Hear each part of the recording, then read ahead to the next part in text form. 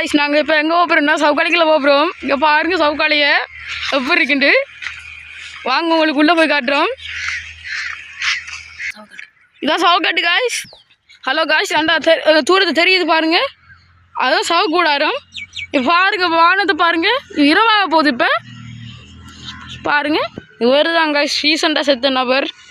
இதை பாருங்க காய்ஸ், இந்த சவ கூடாதுக்குள்ளே என்ன நினைக்கிட்டு வாங்க இப்போ பார்ப்போம். நானும் பார்த்ததில்லை. பாருங்க காய்ஸ் இப்படி தான் இருக்குது. இங்கே பாருங்க, சுற்றி பாருங்க,